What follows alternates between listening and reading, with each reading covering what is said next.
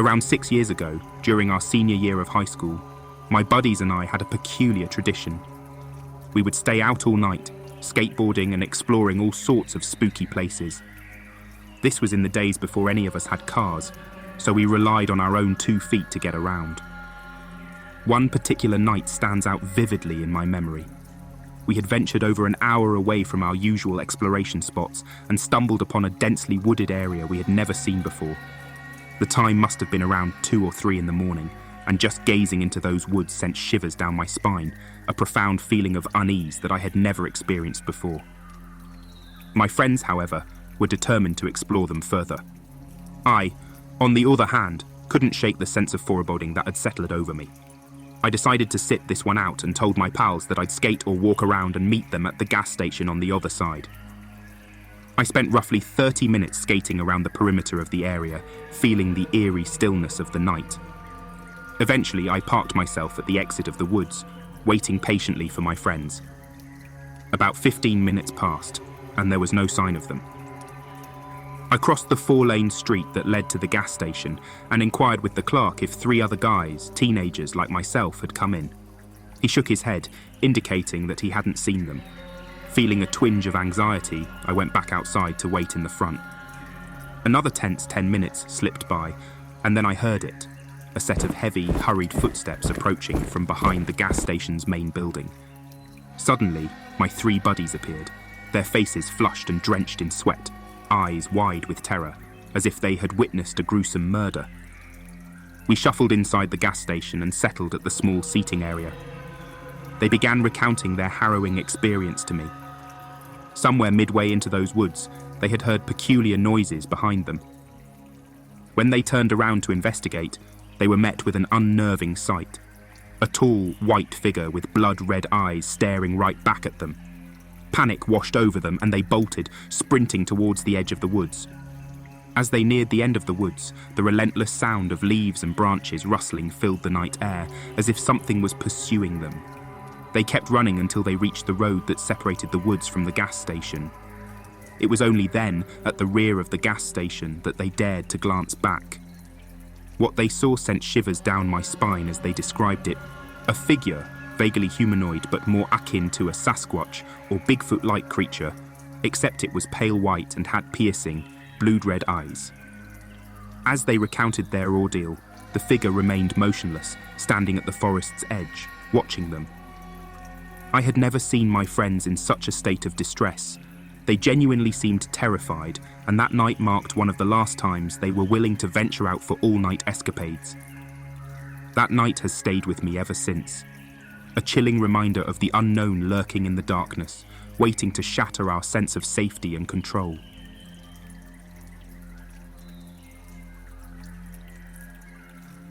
Several years ago, I found myself on Grey Cloud Island, a small rural island in Minnesota with a history steeped in Native American culture. At one point, it boasted the highest concentration of Indian burial mounds in the county, making it a place of deep historical significance. One day, while visiting my ex-girlfriend's house on the island, we noticed something intriguing across the street from her mailbox. There was a long, overgrown gravel driveway, blocked off by nothing more than a rusty chain. The adventurous spirit in us led us to step over that chain and venture down the mysterious path, which stretched on for what felt like a quarter of a mile, or perhaps even more. The driveway eventually opened up into a small, eerie clearing, the centre of which held the remnants of a long-forgotten home, a mere rectangular patch of concrete. The trees surrounding this clearing were unevenly spaced, with some areas more densely covered than others. Even though the trees cast long shadows, we could still make out the grassy ground beyond. It was just grass and trees, nothing more. My ex-girlfriend had brought a blanket with her, which she laid out on the concrete patch. We lay down together, the fading light of dusk enveloping us as we engaged in conversation, all the while listening to the sounds of the approaching night. As darkness crept over us, draping everything in its cold, black shroud, we began to hear something unnerving. The unmistakable sounds of movement emanated from the nearby woods, branches stealthily cracking and leaves crunching underfoot.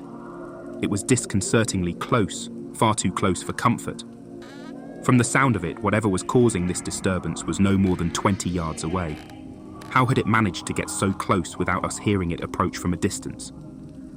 Our unspoken agreement drove us to our feet, and in the new, oppressive darkness, we scrambled back toward the driveway. But the noise, the sound of something approaching from the woods, changed. It was no longer behind us. It was now within the clearing, the very spot where we had been just moments earlier. Terrified beyond measure, I broke into a run, but my girlfriend's urgent whisper halted me in my tracks. "Don't run, it provokes chase." I heeded her words, and together, we moved swiftly down the driveway, doing our best to maintain a pace that didn't cross over into an all-out sprint. By the time we reached the street, the sounds had disappeared entirely. "What do you think that was?" I asked her, my voice trembling. "I don't want to talk about it," she replied, her face an inscrutable mask of stone. She was 100% Native American, and I couldn't shake the feeling that she knew more than she was letting on. No matter how much I prodded, she never revealed the true nature of what we had encountered that unsettling evening. To this day, the mystery haunts me, and I find myself wondering about the enigma that lurked in the dark woods of Grey Cloud Island.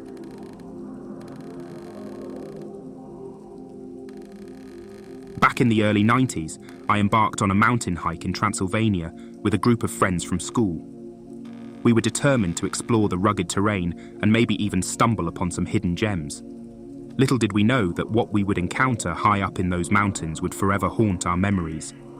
After trekking for what felt like an eternity, covering a distance of approximately 12-14 kilometers, we stumbled upon something utterly surreal. A house, seemingly in the middle of nowhere.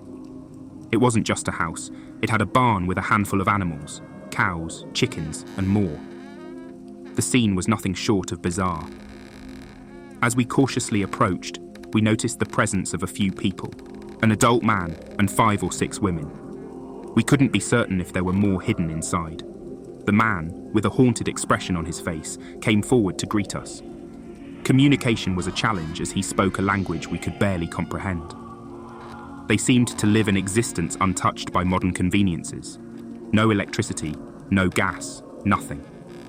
It was the early 90s, a time when the internet and mobile phones had not yet reached the remote corners of the world. At least, not for most people. Their peculiar appearance and behavior sent shivers down our spines. They had a vacant, almost unsettling look in their eyes, and the language barrier only added to the strangeness of the encounter. They inquired about the current president, an odd question given their remote lifestyle. They offered us milk, their eyes fixed curiously on our clothes and shoes. It was as if they hadn't had human contact in ages, or perhaps there were others like them in those parts, a thought that sent paranoia creeping into our minds. What made the situation even more unnerving was the fact that all the women kept their distance, never approaching us. The man seemed to be guarding them, scrutinizing us to determine if we were safe for them.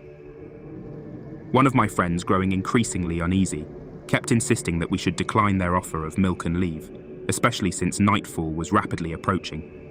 We walked away calmly, hoping to distance ourselves from the strange encounter. But once we thought we were out of their sight, panic set in, and we bolted like madmen, fleeing from that bizarre place. Hours later, we decided to camp for the night, but none of us could sleep soundly. We took turns keeping watch, our paranoia refusing to let go. Upon our return to the nearby villages, we shared our tale of the mountain people, hoping to find some answers. But to our dismay, no one believed us. The villagers insisted that nobody lived up in those mountains. The mystery remained unsolved, and the memory of that eerie encounter still haunts us to this day. As we wrap up this eerie journey, a huge thank you to our dedicated audience for tuning in. Your support drives us to share these spine-tingling stories. Remember, the darkness is always there, but through these tales, we face our fears together. Until next time, keep those lights on and doors locked. Thank you for watching.